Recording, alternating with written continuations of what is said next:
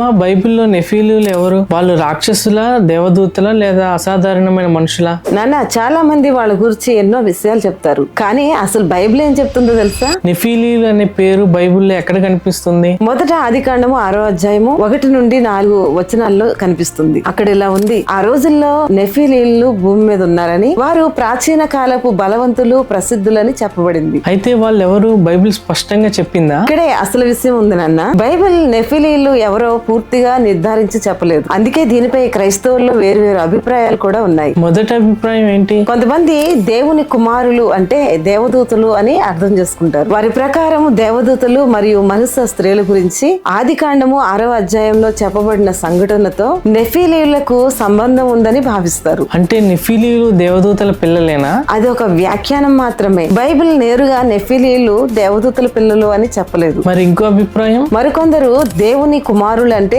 సేతు వంశానికి చెందిన దేవుణ్ణి అనుసరించిన మనుషులని, మనుషుల కుమార్తెలంటే ఇతర మానవ వంశానికి చెందిన స్త్రీలని అర్థం చేసుకుంటారు. ఈ అభిప్రాయం ప్రకారం నెఫీలీలు అసాధారణమైన బలశాలి మనుషులు లేదా యోధులు. అయితే నెఫీలీలు రాక్షసులా? బైబిల్ నేరుగా వారిని రాక్షసులని పిలవదు. వారిని బలవంతులు, ప్రసిద్ధులుగా వర్ణిస్తుంది. కాబట్టి మనం బైబిల్ చెప్పని విషయాన్ని బైబిల్ సత్యంగా చెప్పకూడదు. అమ్మా, మరి నెఫీలీలు జలప్రలయం తర్వాత కూడా ఉన్నారా? నాన్న, ఇక్కడే మరో ఆసక్తికరమైన విషయం కూడా ఉంది. సంఖ్యాకాండము 13వ అధ్యాయం 33వ వచనంలో కానాను దేశాన్ని పరిశీలించిన గూఢాచారులు అక్కడ నెఫీలీలను చూసాము అని చెప్పారు. కానీ వారు భయంతో ఇచ్చిన నివేదిక కాబట్టి ఈ వచనాన్ని ఎలా అర్థం చేసుకోవాలి అనే విషయంలో కూడా వేర్వేరు అభిప్రాయాలు ఉన్నాయి. అంటే నెఫీలీలు ఎవరో తెలుసుకోవడం కంటే ముఖ్యమైన విషయం ఏంటి? అదే అసలు విషయం. ఆదికాండము 6వ అధ్యాయంలో దేవుడు నెఫీలీలను గూర్చి చెప్పి అక్కడితో ఆగిపోలేదు. మనుషుల చెడుతనం భూమి మీద విస్తరించిందని దేవుడు చూశాడు. ఆదికాండము 6వ అధ్యాయం 5వ వచనంలో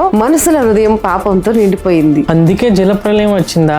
అవునానా, కానీ అదే సమయంలో ఒక వ్యక్తి గూర్చి బైబిల్ ప్రత్యేకంగా చెప్తుంది. ఆదికాండము 6వ అధ్యాయము 8, 9 చూస్తే నోవాహు యెహోవా దృష్టిలో కృప పొంది దేవునితో నడిచాడు అని రాయబడి ఉంది. అంటే నెఫీలీలు ఎవరో తెలుసుకోవడం ఆసక్తికరమే, కానీ దేవుని సందేశం వాళ్ళ గురించి కాదా? అవునానా, నెఫీలీల రహస్యం కంటే మనిషి హృదయంలో ఉన్న పాపం దేవునికి ఎంత తీవ్రమైనదో తెలుసుకోవడం ముఖ్యమైనది. ఈ విషయంపై మీ అభిప్రాయం ఏంటి?